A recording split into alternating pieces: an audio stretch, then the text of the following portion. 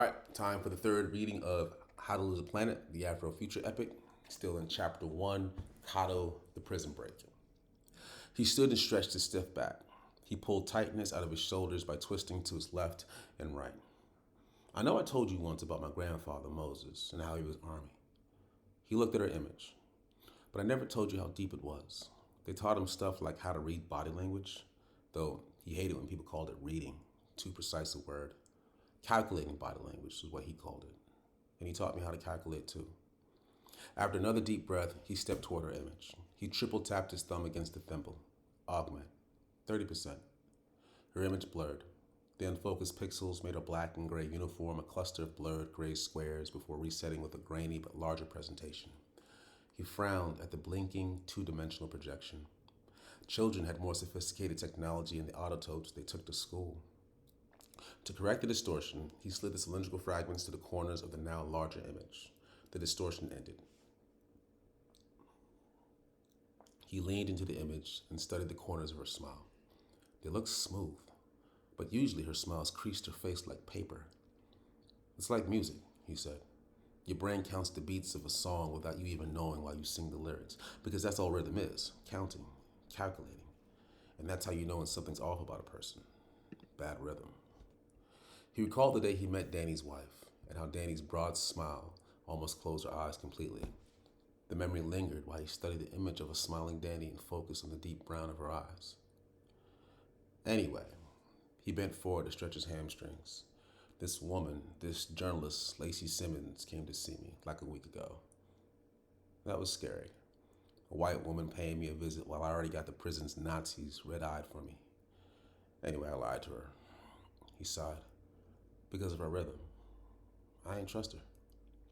He rubbed the back of his hand against his closed eyes and scowled at his nausea.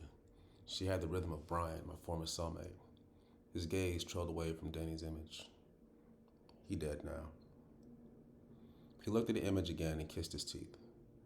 I told this woman Lacey that Brian was decent. I told her the lie Brian always ate up, that we were friends. But I wish I told her the truth.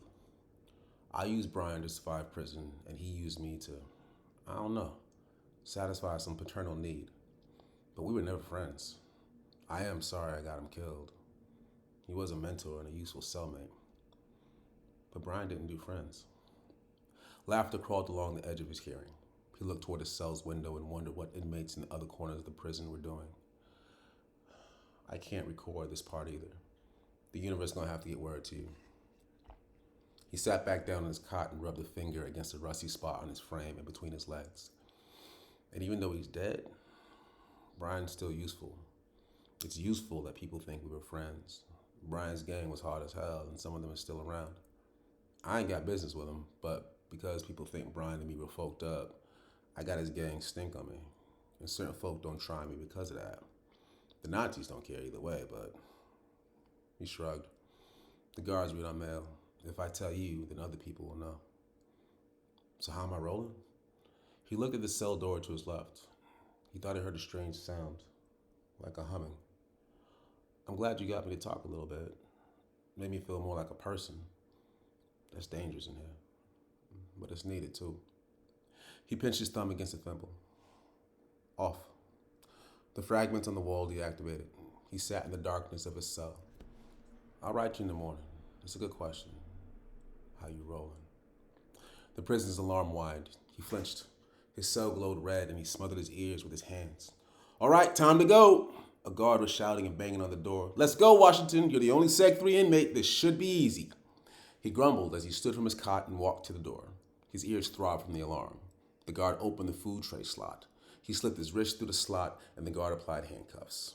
Before the door opened, he turned to the back of his cell. He felt the guard apply shackles to his ankles. Fire? He shouted over the alarm. The guard placed a gentle hand on his shoulder and replied with just enough volume. A small one, electrical, the smaller of the two problems. What's the other problem? He backed out of the cell at the guidance of the guard's hand. In the hallway, he squeezed his eyes shut from the brightness of the white lights. Don't worry about it, the guard said. You'll have to spend the night in county jail, though. Why? He opened his eyes to look over his right shoulder at the baby-faced unknown guard. He gazed at the red blur on the rightmost edge of his peripheral vision. Oh, hell no!